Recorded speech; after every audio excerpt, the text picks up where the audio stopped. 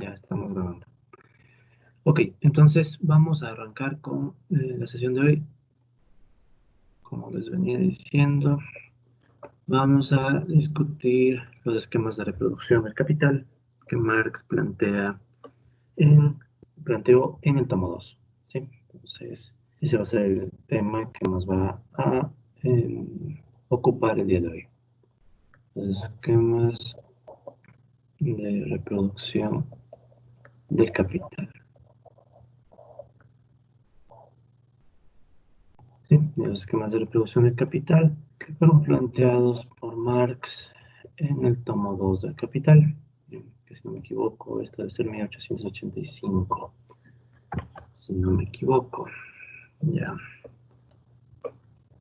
tengo la mano todo, sí, bien.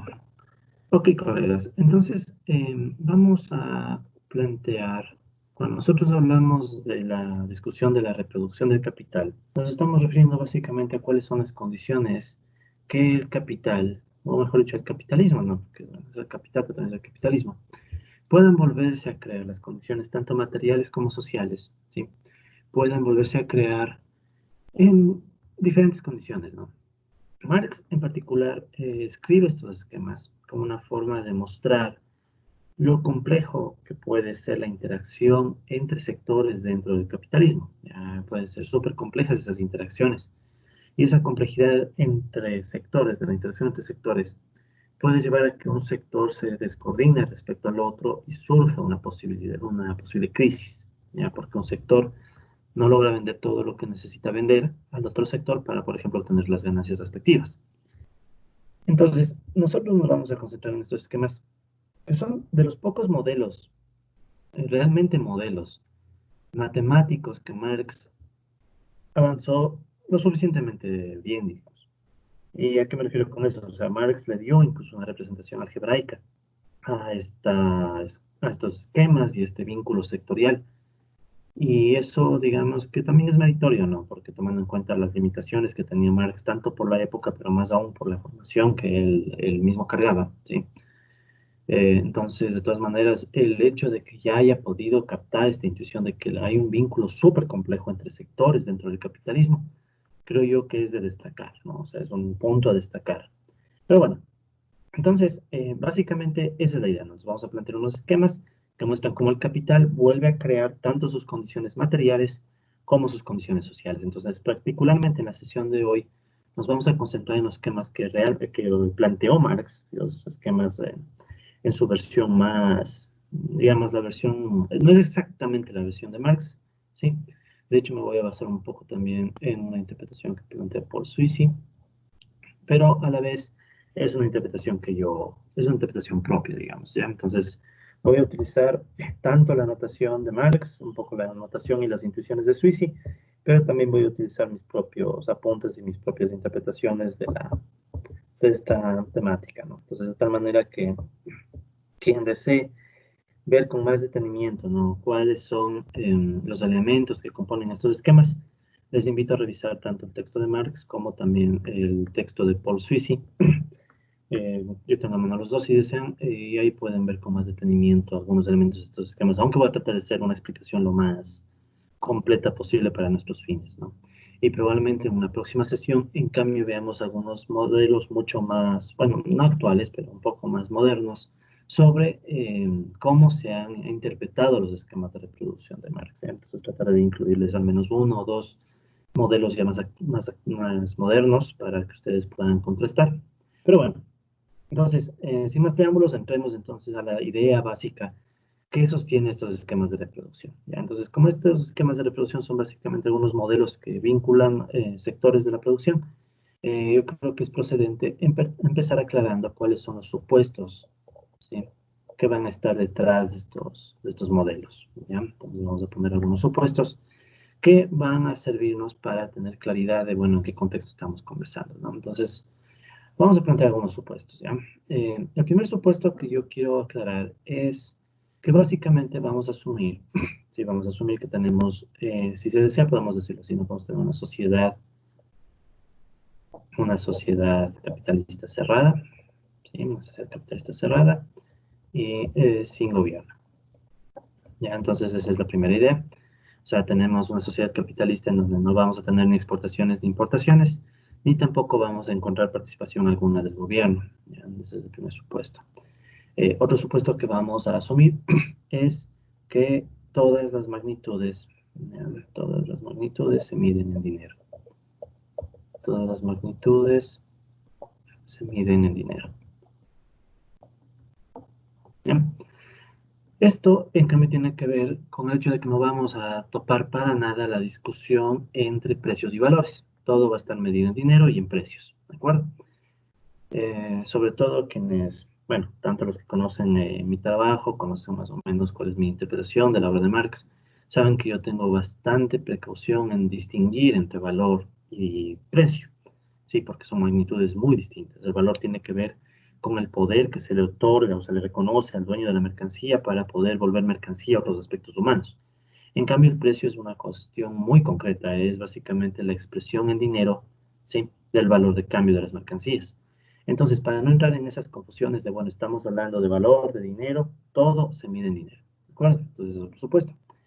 ¿Qué otro supuesto vamos a plantear para estos esquemas de reproducción? Vamos a asumir que solamente analizamos, o sea, solo existen sectores productivos, ¿ya? No solo existen sectores productivos. ¿Ya? Entonces, al decir que solo existen sectores productivos, estamos dejando de lado la posibilidad de que tengamos, por ejemplo, ¿no? La banca o que tengamos sectores que se dedican al comercio. ¿Ya? Entonces, vamos a dejar de lado la banca, el comercio, etcétera, y nos vamos a concentrar únicamente en sectores productivos. Y cuando nosotros hablamos de sectores productivos, estamos hablando de aquellos que pueden crear o que pueden modificar, ¿sí? Los objetos con valor de uso. ¿Ya? Entonces, solamente aquellos sectores que pueden crear o modificar los objetos con valor de uso son los sectores que vamos a considerar productivos y son los únicos que van a participar en la producción. Y de hecho vamos a dividirnos la producción en dos sectores. ¿Ya? Vamos a llamar el sector 1 y el sector 2. Entonces, sector 1 y sector 2. A veces puede ser que nosotros, en vez de escuchar el término sectores, dependiendo de la traducción que ustedes lean, puede que encuentren el término departamentos también. ¿Sabes? También se les llama los departamentos de la producción. Pero yo prefiero llamarles sectores, ¿no? Para empezar, para vincularlo un poco con la terminología un poco más actual que se utiliza para distinguir a los diferentes grupos de empresas capitalistas que se dedican a producir algo más o menos parecido, ¿no? Entonces, básicamente tendremos, por tanto, dos sectores. El sector uno va a ser el que se va a dedicar a la producción de medios de producción. ¿Sí? Medios de producción. Y para distinguir este sector también podemos usar las siglas de medios de producción.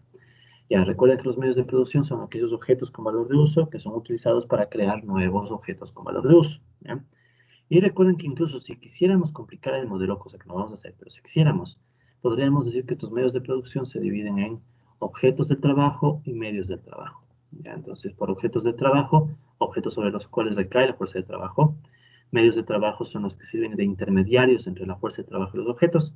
¿Ya? No voy a entrar en este desglose, pero repito, si quisiéramos complicar el modelo, podríamos abrir. Entonces ya no tendríamos un sector 1, sino podríamos decir que tenemos un sector 1.1 y un sector 1.2, por ejemplo. ¿Ya? Pero no vamos a hacer esa apertura. Simplemente asumimos que todos estos sectores están en un solo gran grupo. ¿Ya? Y el otro gran grupo, en cambio, el sector 2 va a ser el de medios de consumo.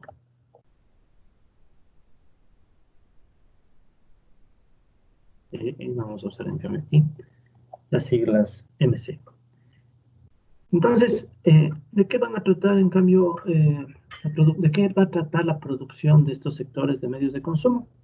En cambio, va a tratar de aquellos objetos, si va a encargarse de producir aquellos objetos con valor de uso, que cuando se utilizan no vuelven a crear ningún otro objeto con valor de uso. ¿Ya? Entonces, por ejemplo, ustedes toman un vaso con agua y se asume que ese vaso con agua no va a llevar a la creación de un nuevo objeto con valor de uso. Entonces, por tanto, nos quedamos en una actividad de consumo. ¿Sí? Entonces, esa va a ser la distinción que tendremos entre consumo y producción. En la producción se crean nuevos objetos con valor de uso. En cambio, en el consumo no se crean nuevos objetos con valor de uso. ¿Ya? Este sector 2 de medios de consumo también podría dividirse. Entonces, algunas posibles divisiones son, por ejemplo, los medios de consumo de trabajadores, ¿sí? Y podríamos después tener los medios de consumo de capitalistas. Ya esta sería una posible división que se puede hacer en este sector. Otra división que se puede hacer es la de medios de subsistencia. Por un lado, digamos que tenemos medios de subsistencia, y por otro lado, podríamos decir que tenemos otros medios de consumo. ¿Sí? A veces a otros medios de consumo se les suele poner el nombre de artículos de lujo. A mí no me gusta esa terminología porque, ¿qué es de lujo? Ya, entonces tendríamos que entrar un poco en la discusión de, bueno, ¿qué queremos decir con lujo? En especial, no. Por ejemplo, no. Digamos que un grupo de personas se van a almorzar, ya, pero se van a un restaurante ultra lujoso, ya. Digamos que van y piden, no sé, quieren para almuerzo un poco de caviar, vino tinto importado de los mejores que haya. Podemos decir que también quieren, no sé, algún filete de esos caros. Bueno, se nota que yo no soy experto en esas cosas, nunca me ha interesado. Pero el punto al que voy es que podríamos llamarle artículos de lujo, pero ahí viene el punto. Esos artículos de lujo no son para esas personas también subsistencia. O sea, es una forma de lujo de garantizar la subsistencia. Entonces ahí podríamos entrar en una discusión filosófica un poco más profunda, ¿no? Entonces no vamos a entrar en esos detalles, solo les menciono posibles divisiones que podrían hacerse, ¿no? Pero nosotros vamos a agrupar todos estos casos en el sector 2 de medios de consumo. ¿De acuerdo? Entonces con eso no vamos a entrar en estos detalles más, en estas minucias que pueden hacer un modelo más complejo todavía, pero primero entendamos el modelo en su forma más básica, ¿no? Ya, ¿qué otro supuesto vamos a incluir en este modelo? Entonces, también vamos a incluir como supuesto, ¿ya?, que los trabajadores destinan todo su salario al consumo. ¿Ya? Entonces, destinan todo su salario al consumo. O dicho de otra forma, los trabajadores no ahorran. ¿Ya? Entonces, esta sería una forma más directa. No ahorran. En paréntesis, solo consumen. ¿Ya? Entonces, para simplificar el modelo y acoplarnos a lo que plantea Marx, vamos a asumir que los trabajadores no ahorran. ¿De acuerdo? Entonces, si los trabajadores no ahorran, ¿qué vamos a tener en cambio? Los capitalistas pueden consumir y ahorrar también. Y o ahorrar. ¿Ya? Entonces a los capitalistas, en cambio, sí les vamos a dar esa posibilidad. Ellos, si desean, van a poder ahorrar. Caso contrario, pueden consumir o pueden destinar fracciones, ¿no? Una fracción al consumo de las ganancias y otra fracción al ahorro. ¿De acuerdo? Ya. Otro supuesto que vamos a poner al modelo, ¿ya?, es que no existe deuda. Vamos a asumir que no existe deuda. Ya, al decir no existe deuda que estamos planteando, básicamente que ni los trabajadores ni los capitalistas podrán acceder a mayor poder de compra del que ya ha sido creado. ¿Ya? Entonces, en la producción, recuerden que se crea el valor, al menos según el enfoque marxista, y por tanto, solamente va a existir el valor que ya fue creado en la producción. ¿De acuerdo? No nos vamos a preocupar de un posible valor futuro, por ejemplo. Ya decir, yo adquiero una deuda para pagar después. Eso no hay posibilidades de eso. No existe deuda. ¿Ya? Otro supuesto que vamos a incluir, ¿ya?, es que aparte que no existe deuda, vamos a decir que existe el dinero suficiente. Disculpen, acabo de recordar algo. No voy a escribir ahí. Ya, no tenemos esto para acordarme. Ya, les voy a escribir acá. Otro supuesto es, perdón. Otro supuesto es que existe, ¿sí?, el dinero suficiente. Existe el dinero suficiente para la circulación. ¿Sí? O sea, que estamos diciendo que siempre va a existir en esta economía el dinero que permite que las mercancías se puedan intercambiar. ¿Ya? Porque recuerden que si es una sociedad capitalista, los intercambios obligatoriamente tienen que hacerse a través del dinero, no hay más. ¿Ya? Pero, sin embargo, nosotros vamos a asumir que aquí no hay problemas financieros, o sea, siempre existe el dinero suficiente. Porque alguien podría decir, bueno, si no hay gobierno, ¿cómo tenemos el dinero? Entonces vamos a asumir que el dinero ya existía. ¿De acuerdo? No sabemos cómo ni por qué, pero si hacemos un poco de historia, recuerden que el dinero no necesariamente estaba creado por los gobiernos en un inicio, ¿no? Podría ser un banco, pero alguien dice, bueno, aquí tampoco hay bancos. Pero podemos asumir que ya existe ese dinero y que, bueno, los sectores ya lo poseían. ¿ya? Es más que nada para que el modelo quede sencillo. Después podríamos, si quisiéramos, en variantes del modelo, poner el tema de las finanzas, ¿ya? Y un último supuesto que también quiero destacar, ¿ya? Entonces, a ver, ya dijimos que no existe deuda, existe dinero suficiente, ya. Y el último supuesto que voy a destacar, y quizá este supuesto habría que destacarlo incluso con otro color, lo voy a poner en verde, ¿ya? Sí, te voy incluso a señalar así, un poco más enfáticamente, es que vamos a asumir que se cumple la ley de Say, ¿ya? Entonces, ¿qué queremos decir con la ley de Say? Ya, Say dijo algo mucho más complicado de lo que voy a plantear, pero bueno, vamos a la versión simplona. Cuando alguien dice ley de Say, comúnmente está asumiendo que la oferta es igual a la demanda. ¿Sí? Entonces vamos a asumir que existe equilibrio de mercado. ¿Ya? Ahora, ojo, no con esto es que Marx está diciendo que se cumple el equilibrio de mercado, sino que más bien justamente vamos a buscar las condiciones, ¿ya? Las condiciones que serían necesarias para que se cumpla la ley de Say. De tal manera que de paso vamos a ver cuáles serían las fragilidades que pueden volver muy difícil el cumplimiento de esas condiciones. Entonces, la idea más o menos, ¿no? O sea, planteamos la ley de Say no porque digamos que creemos que hay equilibrio de mercado, sino más bien para decir, bueno, si es que hubiera ley de Say, pasaría esto. Ahora, ¿qué sucede si es que esta ley de Say, o qué puede llevar a que esta ley de Say ya no se cumpla? ¿De acuerdo? Entonces, esa es la idea de aquí. Y por último, estos esquemas de reproducción se van a enfoque solo en la circulación. Enfoque solo en la circulación. ¿Qué significa esto? Al decir enfoque solo en la circulación, estamos tratando de decir que los esquemas de reproducción no van a ponerse a detallar las condiciones de producción. ¿Sí? Si bien es cierto, tenemos solo sectores productivos, sin embargo, asumimos que la producción ya se hizo y lo único que nos interesa es la circulación. O sea, cómo las mercancías se van a intercambiar unas con otras. ¿De acuerdo? Listo. Entonces, creo yo que estos son los principales supuestos que sostienen. Obviamente Marx no pone a detallar cada supuesto, ¿no? Pero son los supuestos que si lo viéramos desde un enfoque un poco más contemporáneo tendríamos que destacar, ¿no? Porque lo interesante es que de cada supuesto uno puede intentar plantearse extensiones del modelo, ¿sí? O sea, si yo tengo estos supuestos, digo, ahora, ¿qué pasa si en estos supuestos quito alguno de estos y bien trato de modificar el modelo? Por ejemplo, no. Puedo poner que los trabajadores ahorren, ¿ya? Entonces puedo hacer una modificación del modelo, ¿ya? O quiero que, por ejemplo, exista deuda, sí puede haber deuda. Entonces, modifico el modelo y así. Entonces, cada uno de estos supuestos, ¿ya? Incluso más que yo no lo voy a ver, ¿no? Estos son supuestos que, de hecho, les digo según lo que yo entiendo. Pero podrían haber más supuestos que posiblemente sirvan también para efectos de interpretar el modelo, ¿no? Y bueno, hay otro supuesto más que me estoy olvidando, ¿ya? Y es lo siguiente, ¿no? Lo que sucede en T afecta a T más 1, ¿ya? Entonces, vamos a asumir este enfoque de que tenemos un periodo actual y un periodo futuro, ¿ya?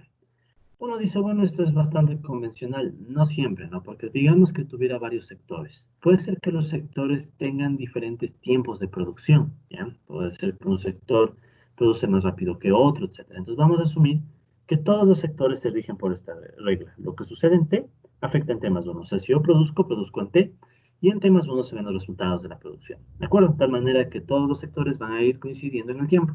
Esto también es interesante porque podríamos pensar, bueno, ¿cómo sería un modelo más complicado en donde unos sectores producen más rápido, otros más lento?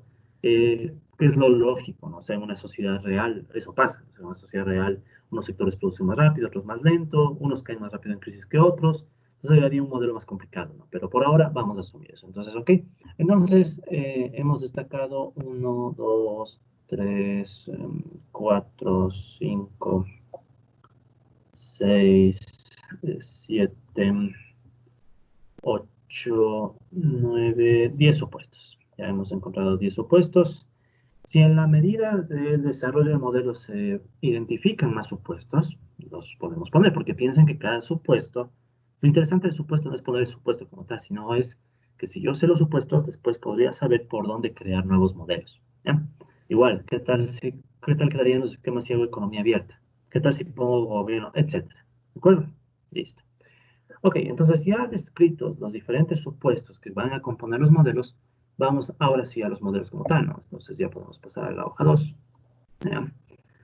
Y en la hoja 2 vamos a arrancar explicando la reproducción a escala simple.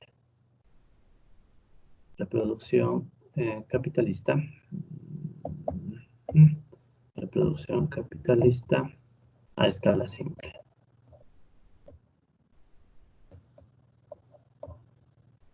Bien. Entonces, ¿qué queremos decir con la reproducción capitalista a escala simple? ¿Qué significa? Primero, repitamos la idea de reproducción. Volver a crear todo. Volver a crear condiciones sociales y materiales. Ahora, el capitalismo tiene como finalidad, o los capitalistas tienen como finalidad, ampliar cada vez más su poder, porque básicamente el capital es una forma de poder. Y entonces, ¿cómo lo hacen? Bueno, a través de la expansión continua y permanente, bueno, entre comillas, ¿no? De la producción. ¿Por qué entre comillas? Porque recuerden que tenemos el ciclo, ¿no? O sea, sabemos que hay unos ciclos, el modelo de Goodwin, etcétera. Entonces, pero de todas maneras sabemos que el objetivo de los capitalistas es tratar de expandirse, o sea, es tratar de cada día poder ser más, tener más amplitud en su capacidad de influenciar en la sociedad, incluso para enfrentar la propia competencia capitalista, ¿no? O sea, contra otros sectores. Entonces, esa sería la idea realmente del capitalismo. Sin embargo, Marx parte de unos esquemas que él llama de reproducción a escala simple. Y escala simple en el sentido de que todo vamos a asumir que primero se reproduce en una misma proporción y en iguales magnitudes. O sea, es como que primero vamos a entender primero cuáles son las reglas para que la sociedad se vuelva a crear, la sociedad capitalista, igualita como está. ¿Ya? Entonces alguien puede decir, pero eso es bien irreal, o sea, sabemos que el capitalismo se expande. Sí, pero vamos a empezar con un caso base que ya el caso base nos va a mostrar las posibles interacciones que pueden haber, ¿sí? Las posibles interacciones complejas que pueden haber entre sectores, ¿de acuerdo? Entonces, si quieren, este podemos asumir que es una suerte de caso base, ¿no? O caso base hipotético, ¿ya? Entonces, como una suerte de ayuda mental, hipotético. Entonces, ¿cuál es la idea? La idea es que con esto Marx se va a hacer una primera idea, una primera intuición de cómo el capitalismo debería interactuar entre sectores, debería generar la interacción entre sectores para que todo se quede en la misma escala. ¿Ya? Esa es la primera intuición. Y luego, obviamente, vamos a pasar al caso que va a implicar una escala más amplia. Ok, entonces, para que se dé una reproducción capitalista a escala simple, ¿ya? Nosotros vamos a agregar un supuesto, ¿sí? A todos los anteriores. O mejor dicho, vamos a variar un poco uno de los supuestos. Y en concreto vamos a variar lo que hemos llamado el supuesto 5. ¿Ya? Entonces, en el supuesto 5 hemos dicho que los capitalistas pueden consumir y o ahorrar. Entonces, para la reproducción a escala simple, ¿sí? Para la reproducción a escala simple, nosotros vamos a replantear el supuesto 5 y vamos a decir que los capitalistas solo consumen. O mejor dicho, los capitalistas no ahorran. ¿Ya? Podemos escribir así, los capitalistas no ahorran. Si no ahorran, entonces podemos decir que existe una tasa S, vamos a decir que esa es la tasa de ahorro, ya por mantener la notación, esta ha sido una notación mucho más convencional en economía, ¿no? La tasa de ahorro S de los capitalistas va a ser igual a cero, ¿ya? Y siendo igual a 1 para los capitalistas del sector 1 y 2 para los capitalistas del sector 2, ¿ya? Entonces, en esta primera versión de reproducción a escala simple, vamos a asumir que los capitalistas no ahorran, o sea, solo consumen, ¿ya? ¿Por qué yo pongo este supuesto de que los capitalistas no ahorran para que se dé la reproducción a escala simple? Porque si ustedes recuerdan, a ver, si esta es una economía cerrada, sin gobierno, y los capitalistas no ahorran, solo van a consumir. Y si solo se consume, entonces, ¿qué va a pasar? Que no se van a crear nuevos objetos, ¿sí? Si no se crean nuevos objetos, a lo sumo lo que va a poder hacer esta sociedad es crear los objetos que ya había, pero no va a poder crear nuevos, ¿ya? Entonces, ese es el objetivo de esta variación del supuesto. Entonces, si quieren, este es el supuesto 5, pero en versión prima, ¿ya? 5 prima. Listo. Entonces, con todas esas condiciones, podemos ahora sí empezar a plantear el modelo. Entonces, el modelo va a componerse de tres grandes bloques, ¿ya? Entonces, el primer bloque va a discutir, recordemos, si estamos preocupados de la circulación, si ya no nos preocupa a nosotros la producción, sino la circulación, en el capitalismo la circulación de mercancías se da en el mercado, ¿sí? Y en el mercado, recordemos que por definición el mercado es el conjunto que agrupa la oferta, la demanda y la interacción entre ambos, que si se da con dinero, da lugar al precio. ¿Ya? Entonces nos vamos a preocupar de oferta y demanda en definitiva. Entonces, el primer bloque de este modelo va a considerar lo que sucede con la oferta, ¿ya? Pero al mismo tiempo que vamos a hablar de oferta, vamos a hablar de ingresos, ¿sí? Y vamos a hablar de gastos. Entonces, esta primera parte del modelito se va a concentrar en este bloque, en un bloque que va a hablar de la oferta, pero al mismo tiempo de los ingresos y de los gastos, ¿ya? ¿Y cómo es esto? Entonces, vamos a escribir de una vez ya las ecuaciones para ir avanzando. Entonces, como habíamos dicho, teníamos dos sectores, ¿no? Teníamos un sector que produce medios de producción y otro sector que produce medios de consumo, ¿ya? Cada sector tenía un nombre, entonces decíamos que este es el sector 1 y este es el sector 2. Entonces, ¿cómo vamos a estructurar la oferta que a la vez va a permitir obtener ingresos a los capitalistas y con esos ingresos van a cubrir sus gastos? ¿Cómo lo vamos a interpretar aquí? Entonces, vamos a decir que, ok, cada sector, ¿sí?, va a producir una determinada cantidad de producto, ¿ya? Q. ¿Ya? Entonces, vamos a decir que esta cantidad Q, ¿sí?, es la del sector 1 y esta es la del sector 2. Y en ambos casos vamos a decir que es la ofertada, la cantidad que se está ofreciendo, ¿ya? Mejoremos la escritura. 1 y la cantidad ofertada 2. ¿Ya? Entonces tenemos esta producción. Ojo, recuerden que todo esto ya está en dinero, ¿no? Entonces el total producido por los sectores y que ofrecen al mercado, pero ya en dinero, ¿sí? Entonces aquí esto es una suma de dinero que representa el total producido. Con eso no nos preocupamos en qué unidades está medido, porque todo está medido en dinero, ¿sí? Alguien podría decir, aquí vamos a asumir inflación o no, es irrelevante. Entonces podríamos decir que hay inflación, no hay inflación, no importa. Simple y llanamente sabemos que esta es la cantidad en dinero, ¿sí?, que se está produciendo y que se está vendiendo, o que se está ofreciendo, perdón, en el mercado. ¿Ya? Entonces, ¿qué va a pasar con esta oferta? Va a generar ingresos, ¿ya? Y estos ingresos, ¿qué van a servir? ¿Qué es lo primero que buscan los capitalistas cuando están vendiendo sus mercancías? Entonces, lo primero que van a buscar, obviamente, como es una producción capitalista, es la ganancia, ¿ya?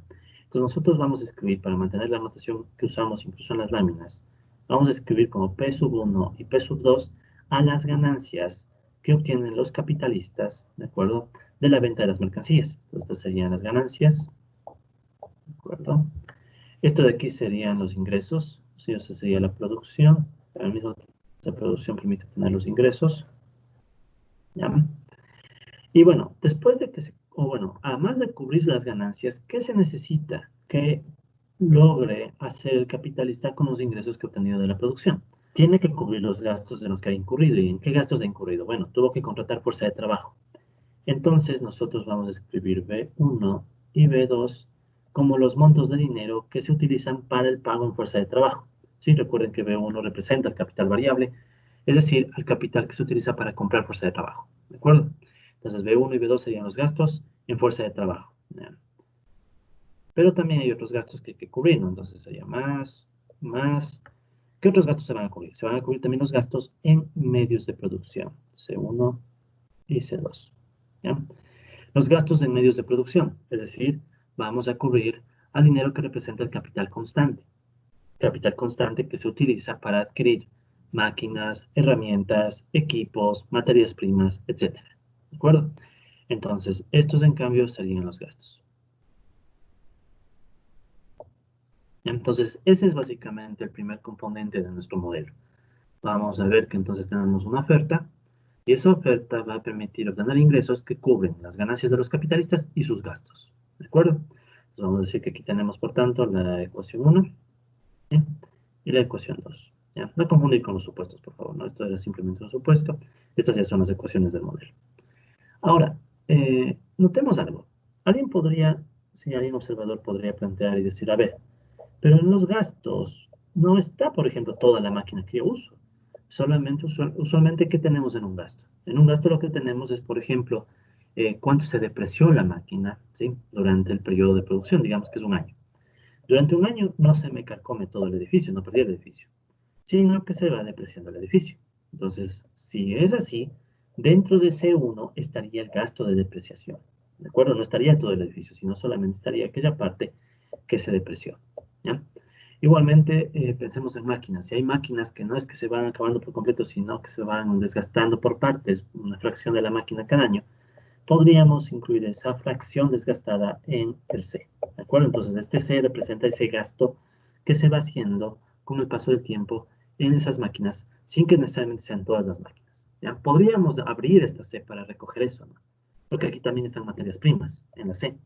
Pero no vamos a hacerlo porque no hace falta complicar más el modelo en este punto. Si quisiéramos complicar más el modelo, diríamos que C va a recoger materias primas y también el desgaste de las máquinas. Pero entonces yo necesitaría un sector que provee materias primas y otro sector que provee máquinas. Entonces van viendo que se va complicando el modelo, ¿no? Para no complicarlo ni abrirlo más, vamos a dejarlo así. ¿Ok? Entonces ya tenemos el bloque de oferta que al mismo tiempo genera ingresos y permite cubrir gastos. Vamos al otro elemento, o sea, ¿qué es lo que nosotros buscamos? Buscamos que esta oferta se iguale con la demanda. Entonces vamos a ponerlo aquí ya. Entonces la otra parte o componente de este modelo es la demanda. Entonces, de nuevo, tenemos medios de producción y medios de consumo. Pero esta vez tenemos que pensar en quién va a demandar cada uno de estos objetos. ¿Ya?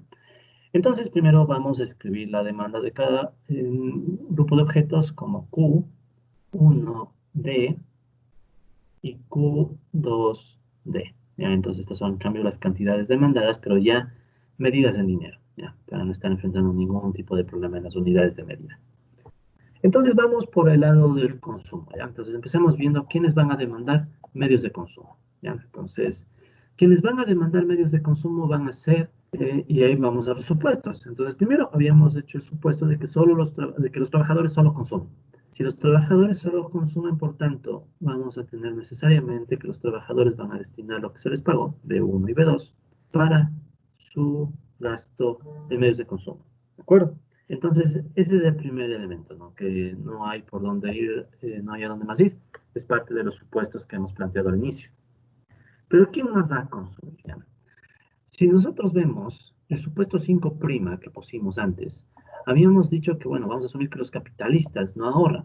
Y por definición, si los capitalistas no ahorran, podemos decirlo de otra forma, entonces que solo consumen. ¿Ya? Y como es una economía cerrada, sin gobierno, no hay deuda, no hay vínculos con el resto del mundo, ¿sí?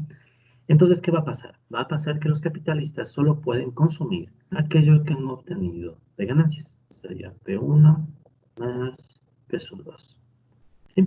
Entonces, esa es básicamente esta demanda, ¿no? Entonces, en esta demanda lo que estamos viendo es que juntamos el consumo de los trabajadores con el consumo de los capitalistas. ¿Ya? Entonces, este sería el consumo de los trabajadores y este sería el consumo de los capitalistas, pero al mismo tiempo es la ganancia.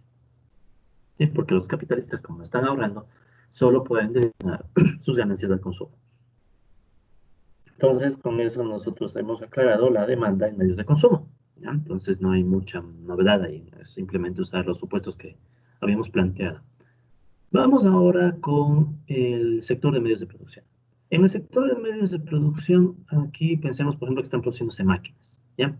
Para simplificar, de ahora en adelante no voy a usar el término medios de producción, medios de consumo, sino que solo para aclarar o hacer más fácil la lectura, voy a decir máquinas y alimentos. ¿Ya? Solamente es para que se interprete rápido. Entonces, yo tengo el sector de máquinas y el sector de alimentos. ¿Ya? Entonces, ya expliqué quiénes van a consumir alimentos. Ahora pensemos en quién va a usar las máquinas. ¿Quién va a usar las máquinas? Los que van a usar las máquinas son obviamente los sectores que van a producir. Pero ¿en qué magnitud van a requerir máquinas y materias primas y todo lo demás? Van a requerir en la misma magnitud en que han gastado. ¿Para qué? Para que todo se mantenga en escala simple. Porque si nosotros cambiáramos esas magnitudes, esto está pasando, todo lo que estamos escribiendo está pasando en el periodo T, ¿no? Entonces en periodo T, en un periodo de tiempo T, ¿sí? Entonces, ¿qué pasa en temas 1? En temas 1 necesito, para que esto sea a escala simple, que estas magnitudes no cambien, sigan siendo C1 y C2. Por tanto, los capitalistas van a demandar, ¿sí? C1 y C2 al sector de máquinas exclusivamente para reponer aquellas máquinas que se han perdido en la producción o aquel desgaste de la máquina. ¿Ya? Como notarán, si nosotros tuviéramos que plantear la depreciación, vendría algo bien interesante porque van a decir, bueno, pero si yo tengo una máquina que se deprecia, todavía no la demando. La demandaré en el momento que termine de depreciarse. Entonces podríamos decir que, bueno, parte de los supuestos del modelo sería entonces que podemos decir que todo se deprecia en T. Sí, y de hecho creo yo que para no complicar la vida y no estarnos planteando la duda de la depreciación, pongamos ese otro supuesto de una vez, ya, con eso no nos hacemos lío. Entonces vamos a asumir que todo se deprecia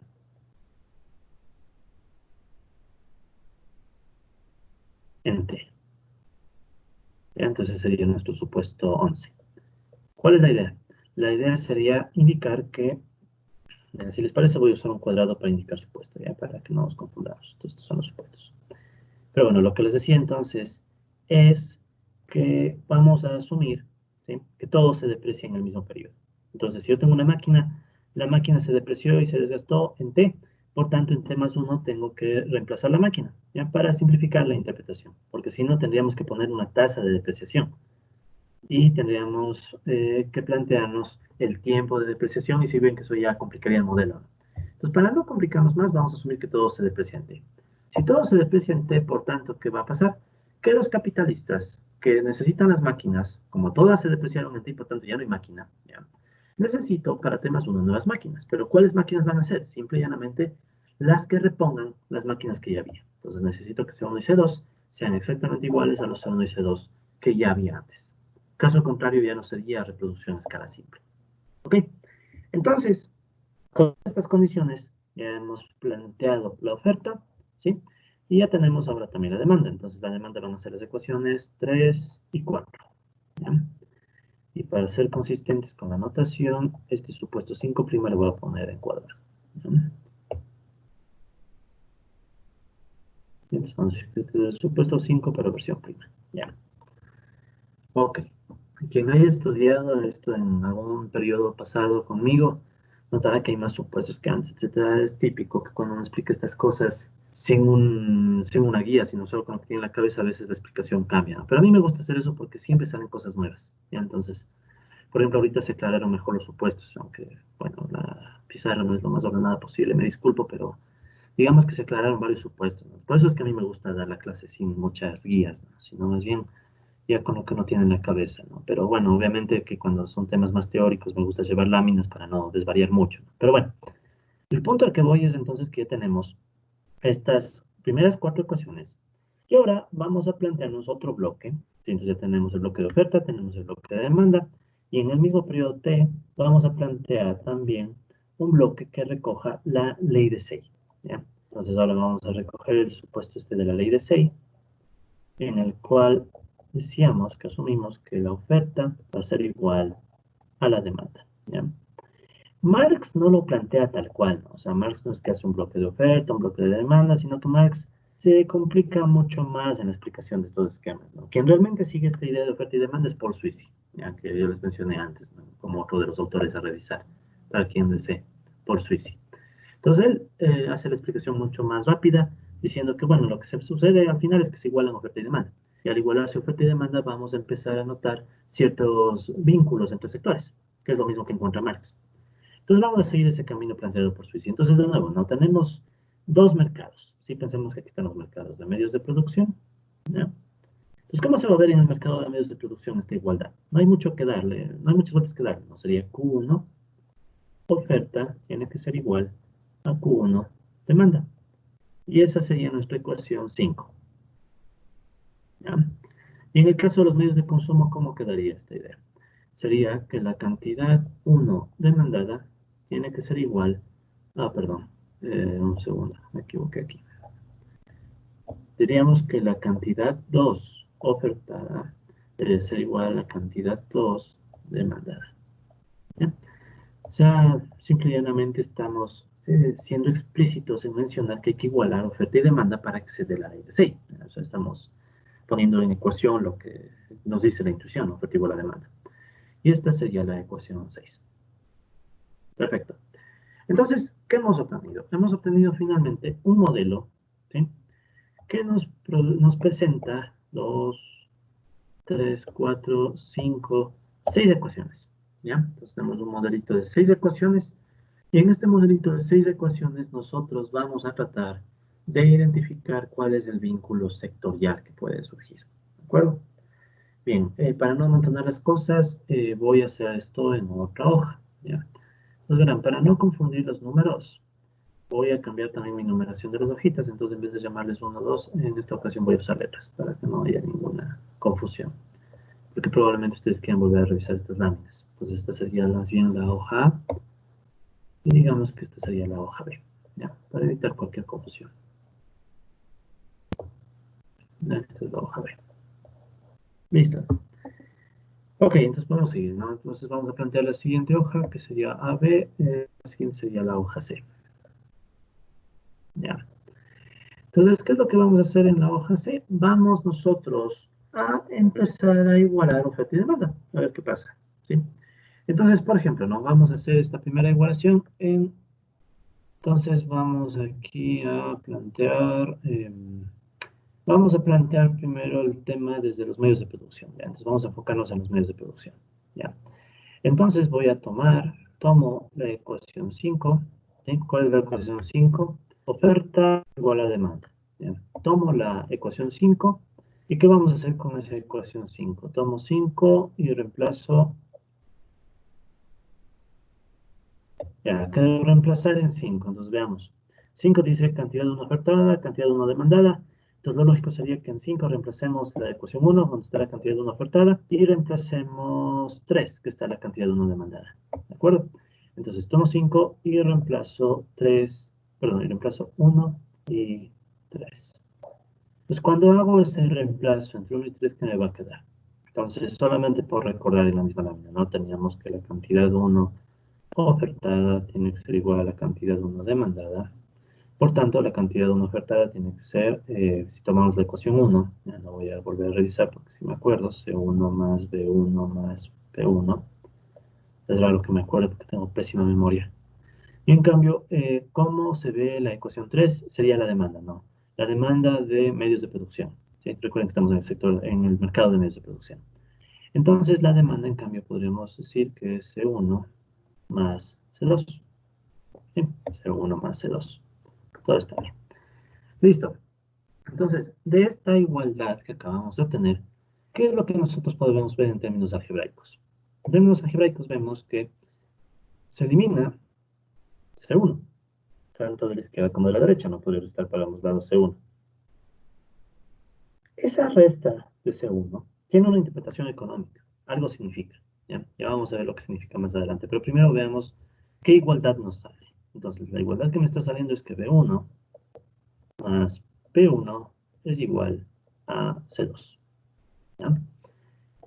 Interpretemos un poco.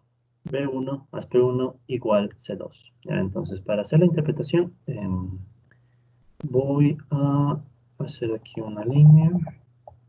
¿Sí? Y aquí voy a poner la interpretación. Interpretación sectorial, pongamos así. ¿Ya? Una interpretación sectorial.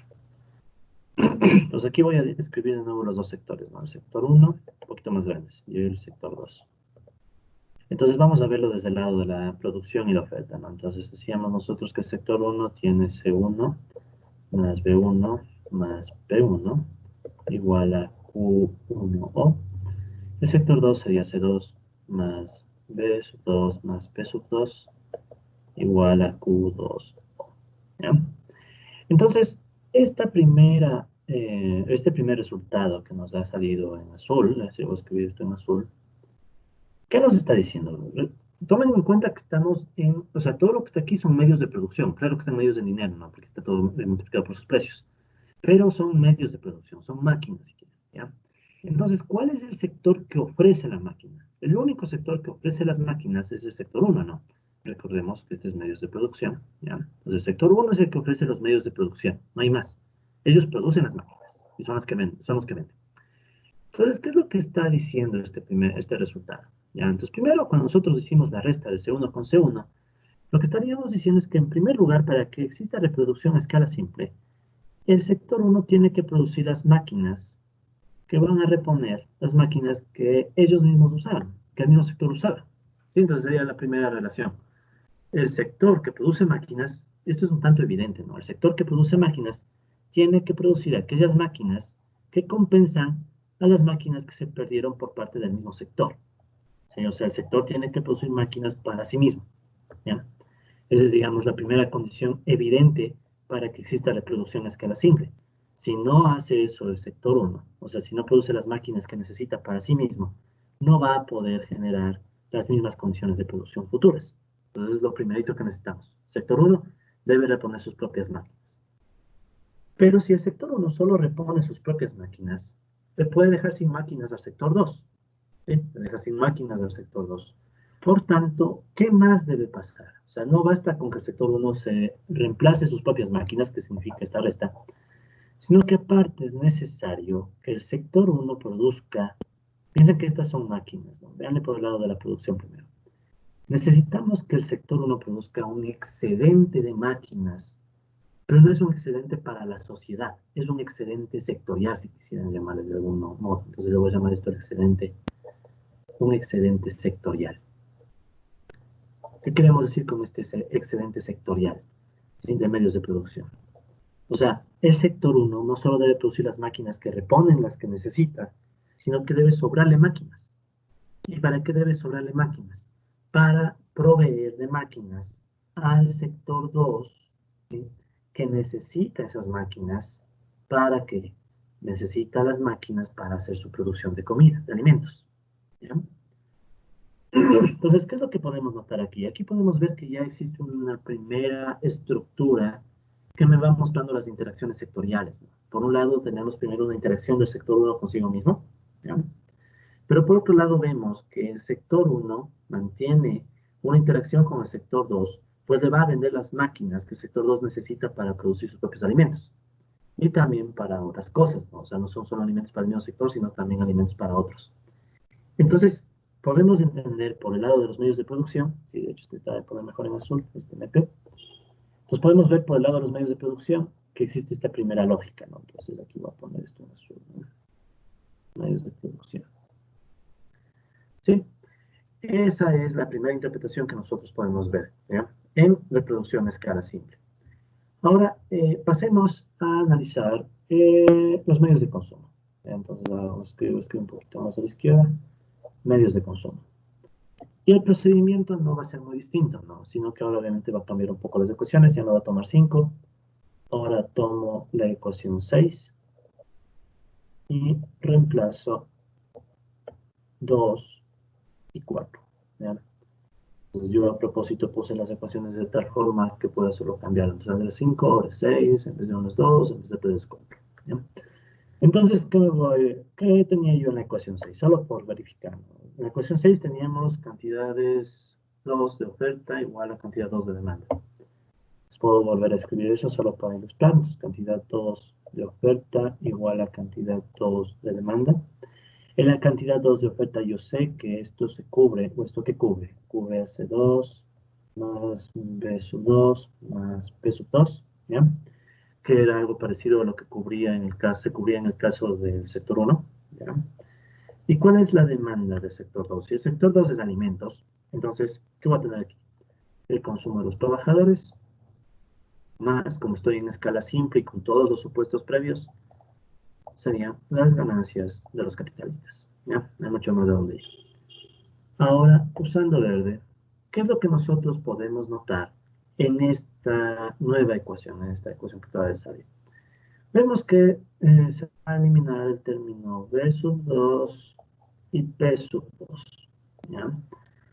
Como nosotros acabamos de ver en el sector 1, estas restas van a tener alguna implicación en la vinculación sectorial, ¿no? O sea, tienen una interpretación económica, ¿ya? Pero ya vamos a ver eso un poquito más adelante.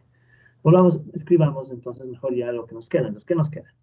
Nos va a quedar que C sub 2 es igual a B1 más P1, ¿ya? Pero ojo, ahora esto está pasando no en el mercado de medios de producción, sino en el mercado de medios de consumo, ¿ya? Tenemos esta otra igualdad, pero notemos que esta igualdad que acabamos de obtener, C2 igual a B1 más P1, matemáticamente es equivalente a la otra igualdad, B1 más P1 igual C2. O sea, matemáticamente son la misma igualdad, solo que un caso se da en el mercado de medios de producción, el otro se da en el caso del mercado de medios de consumo, ¿ya? Y vamos a explicar, bueno, a ver de una vez, ¿por qué surgen estas dos igualdades? ¿Por qué quedan idénticas? ¿Ya? quedan idénticas por algo, creo que si me va a alcanzar voy a escribirlo por aquí, ya, entonces voy a hacer una rayita así, no, con ese color. Entonces, esto es algo que Marx, no recuerdo que haga una mención muy clara, ¿no? No recuerdo que Marx destaque mucho esa igualdad. O bueno, tal vez sí la destaca, pero no creo que llegue a interpretarla como se la interpretaría hoy en día. ¿Sí? Resulta ser que Marx ha planteado, ok, un modelo de dos sectores, ¿ya? Y si ha planteado el equilibrio en un sector, dense cuenta de lo que ha hecho Marx, y hemos hecho nosotros, ¿no? Asumimos equilibrio en un sector, y el equilibrio en un sector me dio este resultado, B1 más P1 igual a C2. Pero resulta ser que este resultado es el mismo que el que tenemos acá, C2 igual a B1 más P1.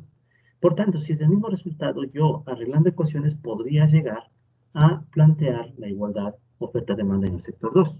Es decir, el equilibrio en el sector 1 necesariamente lleva al equilibrio del sector 2, ¿sí? Y de hecho es en ambos sentidos. O sea, si yo asumía equilibrio en el sector 1, como resultado me iba a salir equilibrio en el sector 2. Y si yo asumía equilibrio en el sector 2, luego como resultado me saldría equilibrio en el sector 1. ¿Bien? Esto se le conoce en el contexto de los modelos de equilibrio general como la ley de Walras, porque sería Leon Walras quien en sus modelos de equilibrio general, ¿qué son los modelos de equilibrio general? Por ponerlo fácil, ¿no? Un montón de sectores que interactúan unos con otros, en donde se supone que los precios se ajustan hasta llegar al equilibrio de todos los mercados, ¿ya? Y Walras plantea o muestra una cosa bien interesante en los modelos de equilibrio general que ya pasaba en el modelo de Marx, ¿sí? Y plantea que la idea es esta, ¿no? La ley de Walras. Si hay equilibrio en n-1 mercados, hay equilibrio en el Dios. Hay equilibrio en el enésimo mercado, en el último. A ver si hay equilibrio, voy a hacerlo con letra más pequeña, disculpe. Ya. Entonces, si hay equilibrio en n-1 mercados, n está en equilibrio. ¿Ya? Entonces, esto es lo que encontró León Walras en sus modelos de equilibrio general. ¿Ya? Es decir, Walras encontró que si yo, digamos, asumo que hay una economía con 10 mercados, digamos que n es 10. Si yo digo que los 9 están en equilibrio, el último, el décimo, va a estar en equilibrio como resultado del equilibrio de los 9 anteriores. ¿Ya? Es decir, no necesito asumir que todos están en equilibrio, sino que puedo asumir que están en equilibrio todos excepto el último, excepto uno. Porque si todos excepto uno están en equilibrio, el último también queda en equilibrio. Entonces eso se le conoce como la ley de Walras. En este caso es un modelo muy pequeño, son solamente dos sectores. Entonces si n es igual a 2, por tanto obviamente n-1 va a ser 1. Eso significa que si yo asumo que hay equilibrio en un mercado, automáticamente el otro queda en equilibrio, ¿no? Esto es un resultado, antes de pasar a la interpretación ya de la MC, de medios de consumo, este resultado de la ley de Walras es bien interesante porque este resultado, ¿cómo les diré? Muestra que tal vez si Marx tenía un poco más de conocimientos de matemática, porque Walras es un modelo súper matemático, ¿no? Pero si Marx tal vez hubiera tenido un poco más de conocimiento de matemática, ya, y hubiera tenido más tiempo de vida, quién sabe, y tal vez se adelantaba incluso se adelantaba un poco, y logramos llegar al equilibrio general de Walras, ¿sí? Obviamente que no le alcanzó el tiempo a Marx, ya, al final no fue posible. Y tampoco vamos a decir que es lo mismo, ¿no? O sea, Marx plantea un modelito de dos sectores, Walras plantea un sistema de ecuaciones enorme. Entonces hay una diferencia enorme entre los dos autores. Pero lo que yo digo es que no hay tanta separación como podría creerse. O sea, uno puede decir, no, la economía, ojo, ley de Walras es parte de lo que se aplica hasta el día de hoy en modelos de equilibrio general, ¿sí? En los modelos de equilibrio general. Tal vez quienes han sido mis alumnos se acuerden un poco de estos temas de modelos de equilibrio general, que son un tema bastante ortodoxo, ¿no? Convencional. Resulta ser que estos modelos de equilibrio general ya podían encontrar sus bases en Marx, ¿sí? Pero Marx no tenía tanta base matemática, pero en cambio Marx estaba buscando más las intuiciones, y eso es lo que dio destaco, ¿no? Pero para que vayan viendo que hay bastante vínculo, ¿no? Y recuerdan a la vez que Marx planteó sus esquemas a través de la tabla económica de François Quesnay. ¿Sí? O sea, Quesnay, el fisiócrata, plantea la tabla económica, después Marx construye sus esquemas de reproducción, y entonces como que todo tiene un vínculo, ¿no? O sea, no es tan separado como se cree, ¿ya? Es como si dicen, bueno, Marx tal vez con un poco más de suerte, si hubiera tenido mejores bases de matemática, quizá hubiera llegado mucho más lejos, ¿no? Y tal vez mucha economía que conocemos hubiera tomado otra forma, ¿no? Pero bueno, ya son interpretaciones. Entonces, ahora sí, interpretemos esta ecuación que la hemos destacado en verde. O sea que si yo aplico la igualdad de oferta y demanda en medios de consumo, me sale este resultado. Entonces, ¿qué significa este resultado? Veamos. Primero vamos de nuevo. ¿Qué elementos se están eliminando? Se están eliminando B2 y P sub 2. Entonces, B sub 2 y P sub 2, ¿no? Se están eliminando. ¿Qué significaba la eliminación en este contexto? Que el sector 2 está haciendo reposición para sí mismo. Pensemos, a ver. El sector 2 produce medios de consumo, alimentos, ¿verdad? Entonces, primero, el sector 2 debería producir los alimentos para dar de comer a sus trabajadores y a sus capitalistas. ¿Sí? ¿Sí ven? Entonces, lo primerito, y eso está en la resta que acabamos de hacer. Entonces, en la resta que acabamos de hacer, estamos indicando que primerito el sector 2 debe dar de comer a sus propios trabajadores y a sus propios capitalistas para que las condiciones se mantengan iguales. ¿Ya? Obviamente ese es recién el primer paso, porque luego, ¿qué tiene que hacer el sector 2? Pensemos de forma análoga como habíamos visto el sector 1. El sector 2, aparte de que da de comer a sus propios trabajadores, de hecho, si quieren, esto le podemos decir que son las reposiciones, ¿no? La reposición de medios de consumo, o no solo reposición, bueno, reposición. En el otro caso, igual no hubiera sido una reposición de máquinas. Entonces, aquí pongamos también una reposición. Reposición sectorial, incluso podemos llamarle. Esto es una reposición sectorial. Y la otra también es una reposición sectorial. O sea, el mismo sector repone lo que usó. Ya en este caso de alimentos, este sector repone los alimentos que se necesitan para sus propios trabajadores y sus propios capitalistas. Pero aparte de eso, ¿qué más debe hacer el sector 2? Igual, si solo doy de comer a mis trabajadores y a mis capitalistas, el sector 2 terminaría dejando, muriendo de hambre a los trabajadores y capitalistas del sector 1. ¿Sí? Sí se ve eso, ¿no? O sea, es obvio, los trabajadores y capitalistas del sector 1 también necesitan alimentarse y ellos no pueden alimentarse con máquinas. Entonces, ¿qué pasa? Que necesariamente ellos necesitan que el sector 2 produzca un excedente. No excedente para toda la sociedad, pero sí un excedente sectorial. Entonces, ¿qué pasa? Que el C2, visto desde el lado de medios de consumo, también es un excedente sectorial. Entonces tenemos aquí un excedente sectorial, pero esta vez es un excedente sectorial de medios de consumo, un excedente de alimentos, digamos, pero sectorial. ¿Por qué sectorial? Porque es un excedente que va a servir para reponer exclusivamente aquello que usa, perdón, es un excedente por encima de lo que usó el sector para sí mismo. ¿Ya? Es más o menos, no es nada del otro mundo en realidad. Pensemos, por ejemplo, ¿no? Que el sector 2 está compuesto de, no sé, un sector ganadero, ¿no? Alimentos, ya digamos que producen, o un sector agrícola, ya producen papas. Entonces, primero producimos las papas para todos los que vamos a comer papas, del mismo sector, trabajadores y capitalistas, y necesitamos luego producir un excedente de papas que se va a vender a el otro grupo de trabajadores y capitalistas del otro sector. Entonces, tendríamos que este excedente se va a vender a este otro sector. ¿Ya? Entonces, nosotros podemos notar, ¿ya? Que este de aquí va a ser el sector que va a consumir, ¿ya? P1 más P1, está incluyendo trabajadores y capitalistas que van a consumir el excedente sectorial de alimentos. Al mismo tiempo, los capitalistas del sector 2 tienen que comprar el excedente sectorial de máquinas que ha dejado el sector 1. ¿Sí?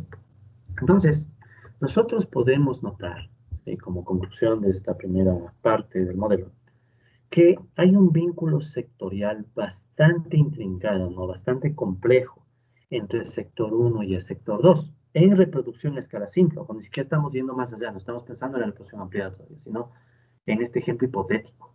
O sea, para que el capitalismo pueda mantener la misma escala, las mismas proporciones, necesita que coincidan varios factores.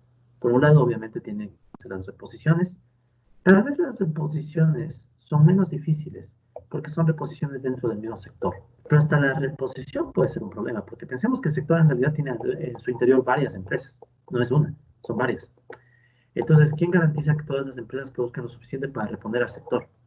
¿Ya? Entonces, esa es una primera problemática. Pero hay una segunda problemática. Luego, los sectores tienen que producir excedentes que no van a ser usados en su sector, sino que van a servir para proveer al otro sector. Pero al mismo tiempo, el otro sector tiene que producir un excedente de alimentos, ¿sí? Excedente sectorial, para dar de comer a los trabajadores y capitalistas del sector de máquinas. Entonces, surgió una primera interacción que incluso si quisiéramos ya podríamos verla como una pequeña red, ¿sí? Muy básica, ¿no? Muy, muy básica. No tenemos un nodo, dos nodos, tres, cuatro nodos, ¿sí? Y vemos cómo interactúan estos nodos, ya estos elementos de la red. De hecho, si quisiéramos graficar la red, ¿cómo sería? Entonces, la red sería algo como esto, ¿no? Tenemos un nodo que se da a sí mismo alimentos. Luego tenemos otro nodo que necesita dar alimentos a otro sector, ¿ya? Pero al mismo tiempo, ese otro sector, puedo poner ahora botón azul, le provee de máquinas, ¿sí? Y a la vez tenemos otro que se repone a sí mismo, ¿ya? Es lo mismo que está aquí, ¿no? Tal vez el esquema que estoy haciendo en sectores es más clarito que esta red que intenté dibujar, ¿no? Pero bueno, tal vez espero que me capten la intuición, ya. Esto de la red solamente es una curiosidad, o sea, me ponen incluso entre dudas, ¿no? ¿Se puede volver esto una red? A mi criterio, esto ya es una red. Esto ya es una red en donde vemos que hay flujos bien interesantes, pero con interpretaciones económicas distintas, ¿no? O sea, el hecho simplemente de tener una igualdad en un sentido o en otro, ya te da una interpretación distinta del fenómeno, ¿sí? Pero bueno, matemáticamente es lo mismo, ¿no? CO2 igual a B1 más P1 y B1 más P1 igual a C2. Pero semejante coordinación entre capitalistas no será problemática. Y aquí viene la discusión de la crisis. ¿Por qué puede surgir crisis en este esquema? Puede surgir crisis por varias razones, pero tal vez una de las razones más destacadas por Marx, o entre las más destacadas por Marx y varios marxistas, es que la competencia capitalista es más bien medio caótica, ¿ya? Y caótica en un sentido no tan matemático, sino en un sentido más coloquial. O sea, cada capitalista está peleándose uno con otro, están compitiendo mutuamente. Cada capitalista está buscando ver la forma como produce por su cuenta, o sea, no están siendo planificados. No es que los capitalistas de un sector conversan con los del otro y dicen, bueno, ¿cuánto necesitas? ¿Cuánto no? Simplemente producen, etc. Entonces puede provocarse esa competencia desorganizada, puede llevar a que no se cumpla la igualdad. Entonces la competencia capitalista desorganizada puede llevar a que la igualdad no se cumpla y por tanto puede surgir un problema de crisis. Pero también puede pasar otras cosas. Digamos que estamos en la etapa baja del ciclo. Si estamos en la etapa baja del ciclo, tal vez bajen los salarios. Si recuerden por el modelo de Woodward, ¿no? Bajan los salarios. Pero si bajan los salarios, ¿qué puede pasar? Que baja la capacidad de consumo de alimentos. Si baja la capacidad de consumo de alimentos, entonces el sector 2 va a tener problemas. No va a poder venderles a sus propios capitalistas y trabajadores porque no, sobre todo los trabajadores se quedan sin plata, pero tampoco le va a poder vender alimentos a los trabajadores del otro sector. Pero si el sector 2 no puede vender alimentos, ¿ya? ¿Qué va a pasar luego? De hecho, eso está de hacer un esquemita, ¿no? No quería hacer otra hoja, pero bueno, hagamos otra hoja. Entonces, hagamos la hoja D, ya para poner un ejemplo, ¿no? Entonces, ahora vamos a hablar de la crisis por des, des, desproporción. Entonces, ¿cómo puede surgir la crisis por desproporción? Desproporción, hay varios factores, ¿no? Hay varios, ¿no? Hay varias formas. Por ejemplo, ya, solamente por ejemplo.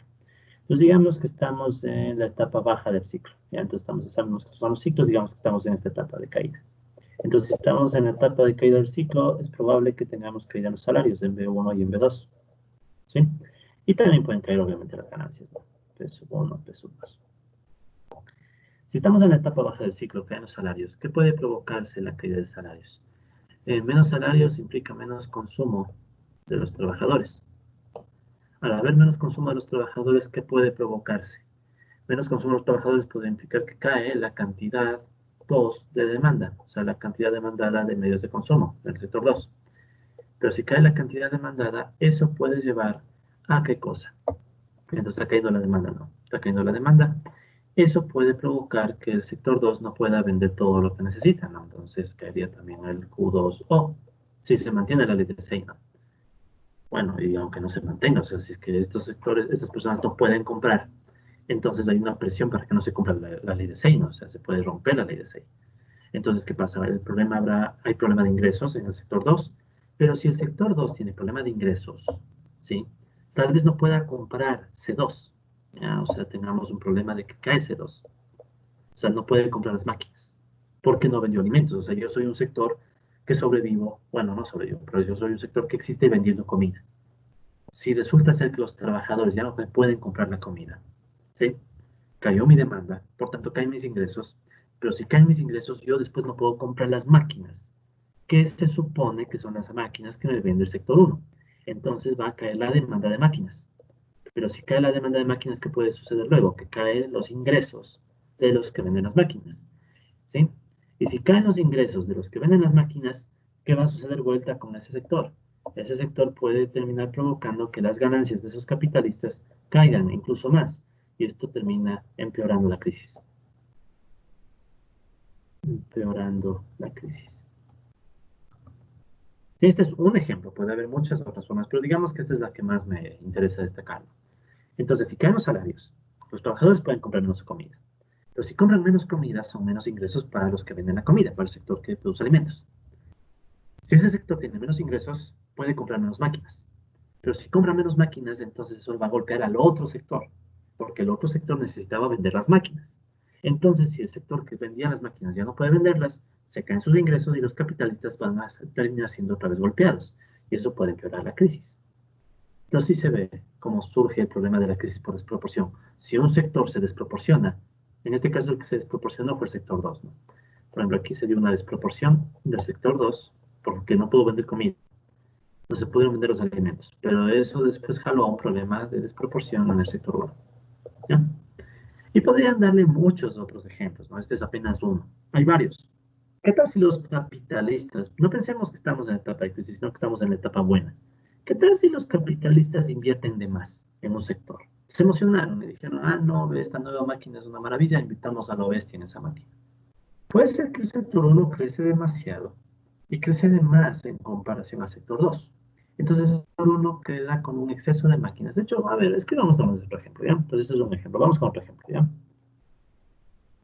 Sí, son apenas ejemplos, ¿no? Estos son ejemplo 1. Puede haber varios, ¿ya? Ejemplo 2. ¿Cuál sería una mejor forma de estudiar esto? Con un modelo que complete lo que estoy diciendo, pero como no hay ese modelo, al menos no en este curso, estoy usando estos esquemitas, pero ya algunos saben, quienes han sido mis alumnos, que cuando surgen estos esquemitas es que posiblemente puede haber un modelo detrás, ¿no? Pero bueno, nos vamos a otro ejemplo. Digamos que estamos ahora en la etapa del ciclo buena, la etapa ascendente, ¿ya? Todos están motivados. Entonces, en la etapa ascendente del ciclo, digamos que los capitalistas se motivan de más. Entonces, los capitalistas se, entre comillas, motivan de más. Esta es una forma bastante amable de decir, empiezan a especular. Especulación. Otra forma de decir es que, bueno, sufren, o sea, ellos tienen algo que Keynes llamaba el espíritu animal, ¿ya? El espíritu animal. Keynes decía a veces la inversión se guía básicamente bajo un espíritu animal. Entonces, digamos que en la etapa buena del ciclo, boom, sube el espíritu animal, se motivan de más los capitalistas, ¿ya? O también podríamos usar un término que plantea el economista Robert Shiller, que vamos a estudiar un poco cuando hablemos de crisis financieras. Digamos que sufren de lo que se llama exuberancia irracional.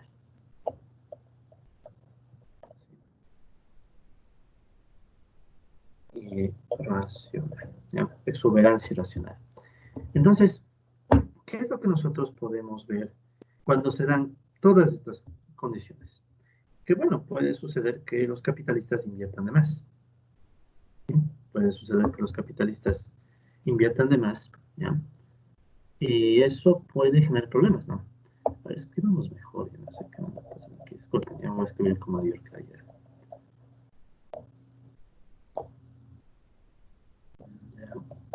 exuberancia irracional. Bueno, se hace lo que se puede. Entonces, esa es la idea, ¿no? Los capitalistas pueden motivarse además en la etapa ascendente del ciclo. ¿Ya? ¿Qué significaría eso? Eso podría significar, ojo, podría, solo un ejemplo. Podría significar que sube C1 de más, ¿ya? Sube C1 de más, ¿ya? Y eso puede hacer que aumente la producción 1, Q1O. Pero si sube la producción Q1O, pero no sube la demanda, pero Q1D no sube. ¿Y por qué no sube? Digamos que en el sector alimentos no cambió nada. Sector alimentos igual, sector alimentos no cambia. Entonces, el simple hecho de que los capitalistas se motiven de más, inviertan más en la nueva máquina, por ejemplo, perdón, ¿eso qué puede provocar? Una nueva máquina puede hacer que aumente más la producción de máquinas, pero tal vez el otro sector, el que demanda, no tenga interés en comprar las máquinas porque eh, sus condiciones de producción han cambiado. Entonces el sector uno puede quedarse con un exceso de máquinas que no vende o tecnologías. Eso es más común pensar en eso, ¿no? Un exceso de tecnología que no se vende, pero no se siente hasta cuando llega la crisis. Entonces puede haber incluso toda una burbuja especulativa, ¿no? No, pero es que vamos a producir esta nueva máquina. ¿Qué pasó? Algo así pasó con el Internet en los años 2000. Mucha gente se motivó con el Internet que iba a generar nuevas formas de producción, etcétera. ¿Qué sucedió? Que con el tiempo no se veían los resultados. Todas las motivaciones se pasaron, se fueron de más. Y como resultado tuvimos la burbuja.com, o sea, es la burbuja, la crisis financiera que se dio en los años 2000, inicios de los 2000. Y al final reventó. Entonces la crisis empeoró, o bueno, se dio la crisis financiera. Pero el punto al que voy es entonces que hay muchas formas en las cuales puede darse la desproporción, no una, si bien son varias. Pero podríamos decir que esto está bastante asociado, ¿ya?, al, entre comillas, caos de la competencia capitalista. ¿Sí? O sea, el caos de la competencia capitalista puede llevar a que se den desproporciones entre sectores y esas desproporciones después pueden terminar agravando la crisis. ¿Sí? Pero ojo, sin que sea la causa principal de la crisis. La causa principal de la crisis, recordemos, al menos según el enfoque que estamos planteando, tiene que ver más bien con la pugna trabajador-capitalista. Entonces, la pugna trabajador-capitalista es realmente la que te lleva a las etapas de crisis o de animación del ciclo. Este es un factor adicional que puede complicar aún más las cosas, ¿ya? Y por poner otro ejemplo, ¿qué estará pasando a nivel sectorial con el coronavirus? ¿Ya? En el caso del coronavirus, ¿qué podemos esperar? Probablemente, ya estamos en una crisis espantosa. De hecho, el Fondo Monetario Internacional ya sacó sus nuevas previsiones. La economía mundial va a caer casi 5%, empeoraron las previsiones. Antes era el 3%, si no me equivoco, en abril, ahora estamos mediados de año 2020, junio. El Fondo Monetario ha dicho que vamos a caer en posiblemente 4,9, creo que dijo el fondo, 5% el mundo, lo cual significaría básicamente que tal vez este va a ser el peor año de la economía mundial, del capitalismo mundial, desde que tenemos registros, ¿ya? Tal vez sea incluso peor año que el peor año de la Gran Depresión, ¿ya? Pero obviamente la Gran Depresión duró varios años, ¿no? Aquí todavía no sabemos cuánto tiempo dure, ¿ya?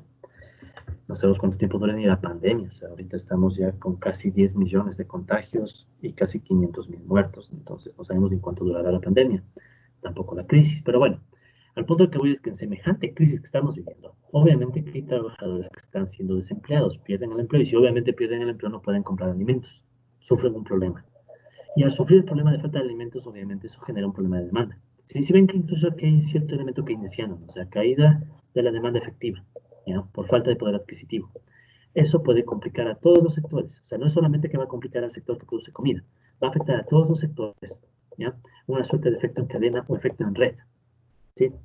Y esto tiene mucho que ver incluso si es que estaban siguiendo las sesiones que teníamos más teóricas. Recuerdan que que yo presenté, por ejemplo, un esquema en red de la producción ecuatoriana, por decir, ¿ya?, que ahora, por ejemplo, está bastante avanzado ese tipo de investigaciones. Entonces, si un sector de la red falla, por ejemplo, por la crisis mismo, y un grupo que se queda sin salarios, eso puede golpear sectorialmente a otros sectores, ¿ya? Y otro ejemplo, ¿ya?, que no lo voy a poner aquí, pero solo lo planteo. ¿Cómo afectará el tema monetario? ¿Qué tal un problema con liquidez? ¿Qué tal si tenemos un país como por ejemplo Ecuador, cuya liquidez depende de la dolarización y por tanto también puede estar dependiendo de la deuda externa? ¿Ya? Si le cortas la deuda, ¿qué sectores serían los primeros que se golpean? Por ejemplo, si cortas la deuda, puedes estar golpeando al gobierno. Si golpeas al gobierno, el gobierno va a terminar comprando menos a los sectores que le compra porque el gobierno compra sectores. Y después los sectores que están recibiendo menos compras van a la vez a llevar la afectación a otros sectores y a otros y se genera un efecto en cadena, ¿no? Que no necesariamente es como el efecto multiplicador keynesiano. Esto hay que aclarar porque algunos dirán, ah, pero esto ya lo dijo Keynes y no, ni siquiera Keynes, ya se ve en cualquier libro de macro con multiplicador keynesiano. No es eso, ya es más complejo, es un tema en red. Es un tema en red que probablemente genera resultados inesperados, ¿ya? Porque ese es un típico tema en las redes. Cuando tenemos modelos súper complejos, los resultados se pueden volver no predecibles. ¿Sí? O sea, ese es un tema bien peculiar, porque si sabemos que la estructura de la economía es compleja por, eh, por los avances en el estudio de la complejidad, en el estudio de redes, se sabe que muchos modelos complejos no son predecibles o son predecibles a muy corto plazo. O sea, sabemos lo que puede pasar de aquí a unos pocos días, pero no más. Es como el clima. Con el clima se puede tener una previsión hasta cierto periodo, pero pasado ya no sabemos qué puede pasar. ¿Ya? Podemos tener grandes ideas, ¿no? Pero no sabemos que aquí el próximo año el mundo va a existir todavía, el capitalismo tal vez no desaparezca, tal vez, bueno, no, el próximo año tal vez siga existiendo. Pero ya el cuánto, el cómo va a ser la caída, etcétera, eso es lo que nos complica. ¿Ya? Ok, entonces, digamos que con esto ya captamos un poco la intuición de cómo surge o puede surgir la crisis por desproporción en el esquema de reproducción a escala simple. ¿Ya? Ahora, nuestra tarea es trasladar este análisis que hemos hecho al caso de la reproducción a escala ampliada. ¿Ya? ¿Y cuál es el caso de la reproducción a escala ampliada? Es aquel en donde nosotros sabemos que el capitalismo ya no se reproduce en las mismas condiciones, sino que en condiciones más amplias. ¿De acuerdo? Entonces, esta es la lámina C, que usa el mismo formato azul, ¿ya? Entonces, pasemos a la lámina E. Entonces, pasemos a la lámina E. Pues si ven que lo importante de este modelo no es saber el modelo per se, ¿no? O sea, ya puedes hacer las ecuaciones y todo, pero lo más importante es captar la intuición para que después trates de hacer sentido de lo que pasa en el mundo. Entonces es más o menos la idea. El modelito te da una intuición y luego tú ves que tanto usas de la intuición para entender el mundo. Que al final para eso es todo esto, si no, no estaríamos haciendo estos modelos. Entonces vamos a pasar ahora a el caso más capitalista, porque este es un caso bien, es un capitalismo como estancado, ¿no? Pero vamos ahora al caso de la reproducción capitalista a escala ampliada. ¿Sí? Entonces vamos a, al menos, en esta sesión quiero al menos dejar planteando las ecuaciones. Entonces esta sería la reproducción capitalista a escala ampliada.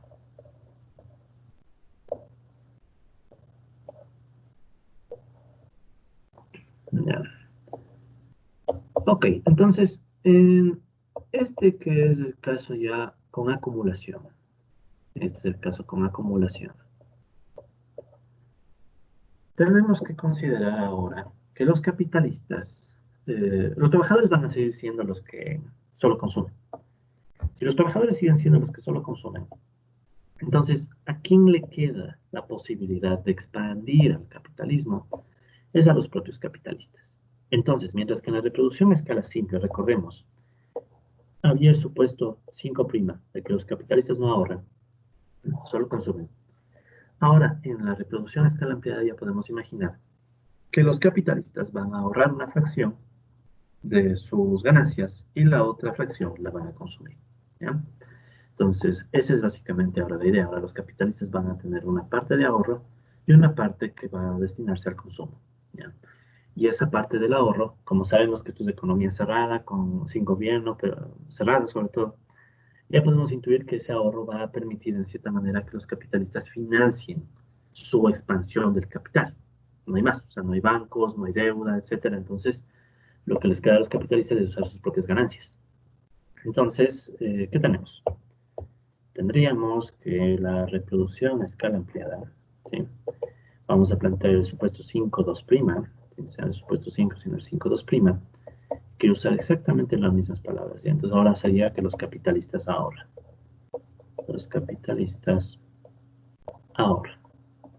Si ahorran, por tanto, vamos a tener una tasa de ahorro SI que puede estar entre 0 y 1, con I igual 1, 2. ¿Ya? Los capitalistas ahorran y consumen. ¿Ya? Se pueden ahorrar, pero también consumen. ¿Cuál será la tasa de ahorro? Como hemos dicho, es SI. ¿Y cuál será la tasa de consumo? Bueno, por definición, sería 1 menos SI. ¿Ya? Entonces, SI sería la tasa de ahorro, 1 menos SI sería la tasa de consumo. ¿Ok? Entonces, esa es la idea básica que vamos a manejar en reproducción capitalista a escala ampliada. ¿Ya? Y obviamente van a hacerse otros cambios, ¿no? O sea, el hecho de que el capitalismo vaya a expandir en mayores proporciones va a requerir algunos cambios, pero ¿en dónde van a darse los cambios? Entonces, veamos. Mantendremos el mismo esquema, ¿no? Quiero hacerlo idéntico a como hicimos aquí, ¿ya? Entonces, ¿qué acabo de hacer? No puedo creer, creo que acabo de borrar algo. Bueno, después veo cómo recupero, no hay que asustarse. Ya, no hay cómo deshacer nada.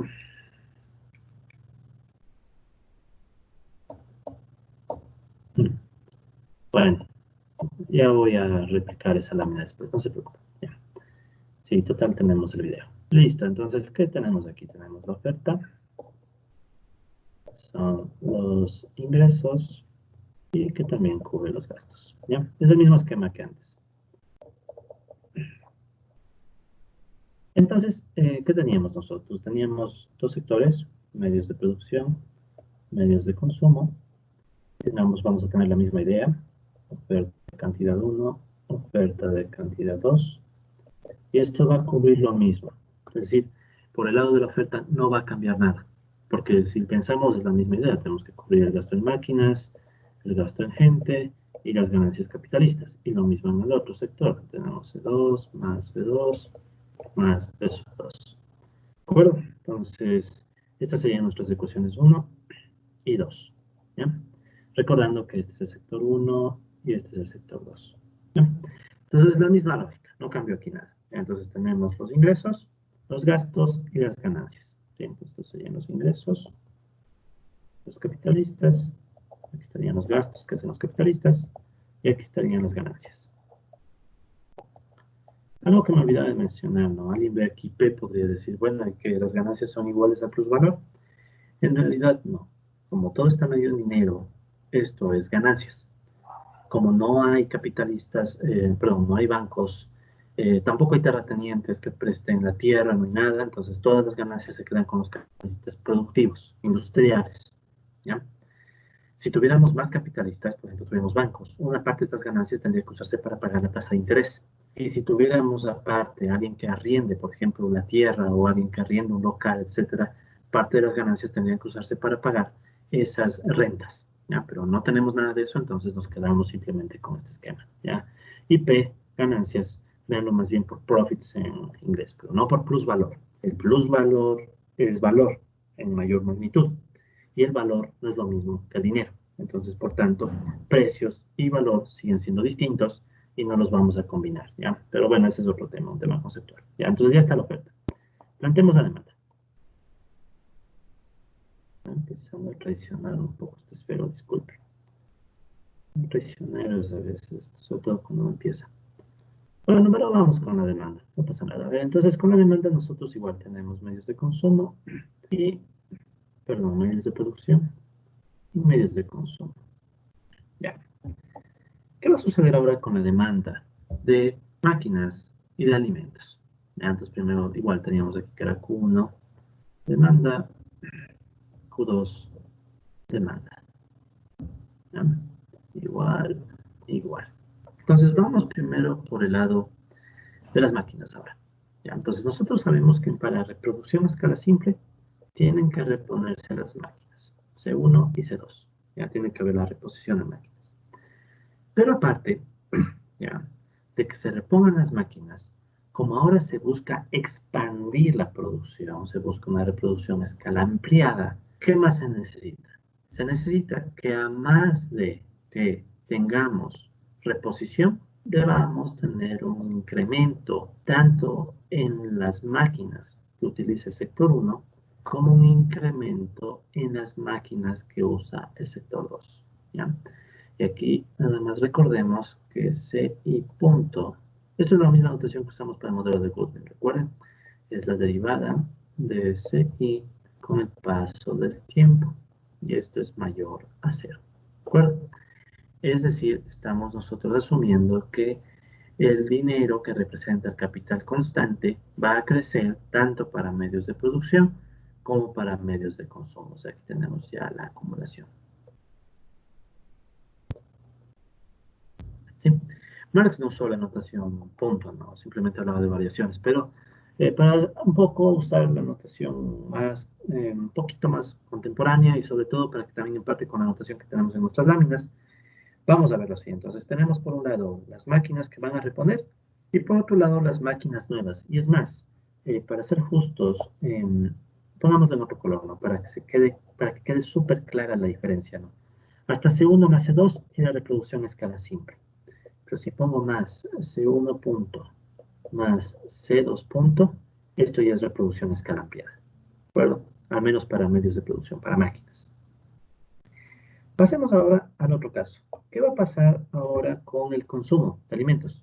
¿Quién va a consumir? Va a consumir tanto, va a consumir tanto los trabajadores del sector 1 como del sector 2 que ya estaban empleados. ¿Sí? B1 más B2. Ya no hay nada que hacer. Pero ¿quién más va a consumir? Con todos los supuestos que hemos planteado en este modelo, se supone que ahora los capitalistas también consumen. O sea, no solo van a consumir los trabajadores, van a consumir también los capitalistas. Si los capitalistas también van a consumir, entonces podemos decir, bueno, si esto era reproducción a escala simple, ¿qué hubiéramos puesto aquí? Aquí hubiéramos puesto P1 y P sub 2, ¿verdad? Que esa era la idea de reproducción a escala simple. Sin embargo, ¿qué es lo que nosotros sabemos? Sabemos que en efecto no solamente van a consumir, bueno, no van a consumir todas las ganancias. ¿Sí? Si fuera reproducción a escala simple, consumen todo. Pero como es reproducción a escala ampliada, resulta ser que los capitalistas tienen una tasa de ahorro, SI, ¿sí? SI es la tasa de ahorro. Por tanto, 1 menos SI, en cambio, se vuelve la tasa de consumo. ¿Sí? Entonces tendríamos que de las ganancias ya no consumen todo, sino consumen una fracción, 1 menos S1, y en el otro caso sería 1 menos S2. ¿Sí?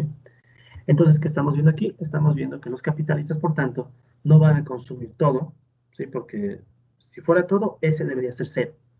Sí, no, o sea, si ese es cero, si esta S no existe, fuera cero, tendríamos de nuevo la reproducción a escala simple, con ganancias usadas por el consumo. Pero como nosotros estamos incluyendo una S que ahora está entre 0 y 1, pero no es ni 0 ni 1, entonces tenemos una fracción menor a 1. Por ejemplo, piensen que ahorran la mitad. Si ahorramos la mitad como capitalistas, la otra mitad vamos a destinar al consumo. ¿Sí? Entonces, esa es la cuestión. Este es el elemento que va a variar en el consumo de los capitalistas. ¿Ya? Ahora, otro elemento más. ¿Ya? Y ya casi con esto vamos terminando la sesión, porque por ahora vamos a dejar solo planteando el modelo. ¿Qué va a suceder con la ampliación del capital? Hemos permitido que se amplíe el capital constante, pero alguien puede decir, bueno, no solo hay que ampliar el capital constante. El capitalismo, para crecer, también necesita ampliar el dinero que va a gastar en fuerza de trabajo. ¿Sí? Entonces, aquí viene una cuestión. Si crece el capital constante, ¿no deberíamos también tomar en cuenta el crecimiento del capital variable? ¿Sí? Y eso nos lleva a plantear lo siguiente. ¿Ya? Recuerden que nosotros habíamos hecho el supuesto de que lo que pasa en T afecta a T más 1. ¿Ya? Entonces, aquí va a depender mucho de qué supuesto queramos asumir sobre el pago salarial. ¿Ya? Entonces, usualmente en el pago salarial se pueden poner uno de los dos supuestos siguientes. Uno puede asumir, yo voy a poner un poquito más atrás de esto, uno puede asumir que tiene salarios prefactum o eh, salarios post factum. post facto. Ya. ¿Qué queremos decir con estos supuestos? Son supuestos nuestros de aquí también, son supuestos nuevos que no mencionamos antes, porque antes no era muy relevante eso. Pero ahora sí. Entonces, ¿qué tenemos aquí? Salarios prefactum significan salarios pagados al inicio de la producción, al inicio de T. En cambio, salarios post factum serían salarios al final de T. ¿Sí? Entonces, aquí serían salarios al inicio de T. Y en cambio, aquí serían salarios al final de T. ¿Ya? O sea, pensemos. Salarios prefactum significa yo le pago al inicio a los trabajadores que van a producir todo. Salarios post factum es yo les pago a los trabajadores, pero al final. ¿Y cómo les puedo pagar al final? Bueno, con el dinero que obtengo de la venta de las mercancías. En cambio, si yo les pago al inicio, debería ser tomando en cuenta alguna fuente de dinero adicional que tenga el capitalista que le permita contratar. ¿Ya? Entonces, aquí viene esa duda. ¿Salarios prefactum o post factum? Si nosotros asumimos salarios post factum, o sea, les vamos a pagar a los trabajadores capitalistas al final, entonces, a los trabajadores del capitalismo, perdón, al final. Entonces, ¿qué está pasando? Estaríamos nosotros diciendo que estos salarios que están pagándose B1 y B2 representan los salarios finales del periodo anterior. ¿Sí? Es como quien dice, ok, ya se dio la producción anterior y yo les pago a los trabajadores por esa producción anterior. ¿Ah? La otra, en cambio, entonces, si es que asumimos salarios post factum, ya nos quedamos como está, ya no hacemos nada más y ya quedó nuestra demanda. Pero en cambio, si asumimos salarios pre factum, entonces estaríamos diciendo que estos son los salarios que pagamos al inicio del periodo. Si son los salarios que pagamos al inicio del periodo, se supone que al inicio del periodo yo debo contratar más gente para producir. Si yo necesito contratar más gente para producir, entonces no solo puedo pagarles a los que ya estaban contratados, tengo que pagar también a los nuevos. O sea, necesito poner aquí un B1 punto y un B2 punto. ¿Por qué? Porque también tengo que pagar a los nuevos trabajadores que se van a incorporar en la producción y que van a producir durante el año. Entonces, si es salario post factum, o sea, yo pago a todos al final, entonces estos salarios son al final del periodo anterior. Entonces no tengo que tomar en cuenta los nuevos. Pero en cambio, si asumo salarios pre factum, entonces yo les estoy pagando al inicio a los que ya estaban contratados, pero como es el inicio de la producción, también tengo que preocuparme de los nuevos. Entonces también tengo que pagarles a los nuevos trabajadores. Y por tanto tendría que incrementar también el dinero que representa el capital variable. ¿Cuál es el supuesto que plantea Marx? Salarios pre factum. No lo dice, ni lo menciona. Pero eso es lo que se puede deducir con lo que hace Marx. Entonces Marx toma en cuenta también que hay que pagar a los nuevos trabajadores. Entonces está asumiendo salarios pre factum. O sea, antes de la producción pago a los trabajadores que ya estaban contratados y a los nuevos. Si asumiera salarios post factum, son los salarios del periodo anterior. Entonces no me importa. O sea, no voy a pagarle todavía a los nuevos, porque a los nuevos les pago al final. ¿Sí? Que sería a la vez el inicio. O sea, el final de un periodo es el inicio del siguiente. Entonces, básicamente, como vamos a asumir salarios pre factum, entonces salarios pre factum es el supuesto que vamos a usar, ya este de aquí. Por tanto, nosotros deberíamos sumarle a la demanda este término, B1 punto más B2 punto. Entonces, el consumo de los trabajadores sería B1 más B2 más B1 punto más B2 punto. O sea, el consumo de los trabajadores actuales más el consumo de los nuevos trabajadores que se van a incorporar. Y de hecho, para ser justos, ese supuesto debería ser el supuesto 12. Ya, entonces este va a ser el supuesto 12. En escala simple no había necesidad de aclarar este supuesto. ¿Por qué? Porque, bueno, tanto al inicio como al final son los mismos, ¿no? Entonces no había necesidad de aclarar que es pago al inicio o pago al final. En cambio aquí sí. Aquí hay que aclarar para que se pueda usar las ecuaciones que usó el mismo Marx. Entonces el supuesto 12 es salarios prefacto. Salarios al inicio de T, que toma en cuenta a los que ya estaban trabajando y a los nuevos. ¿Ok? Listo. Y para terminar, ya porque ya se nos está acabando el tiempo, finalmente el otro bloque, recordemos, ¿sí? Era el bloque que hablaba de que oferta tiene que ser igual a demanda. ¿Sí? Ese era el último bloque de este esquema.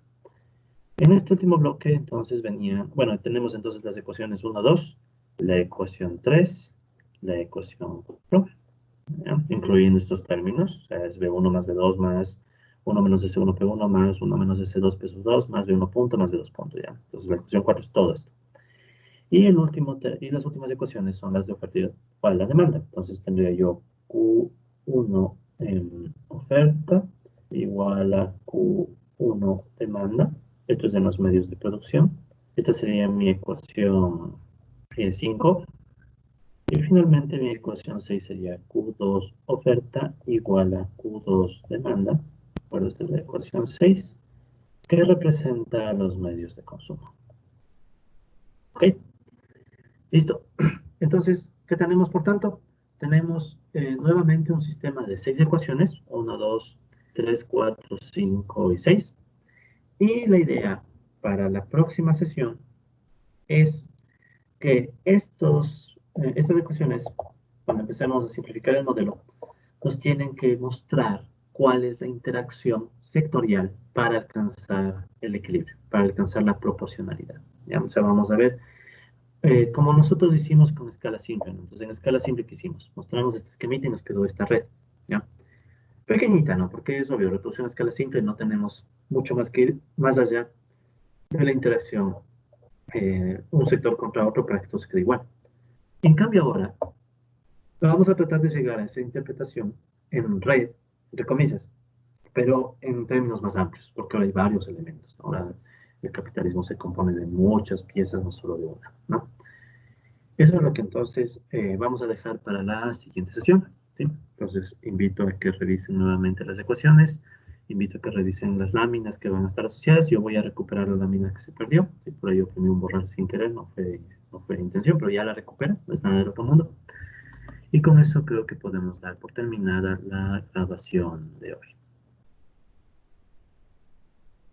Listo.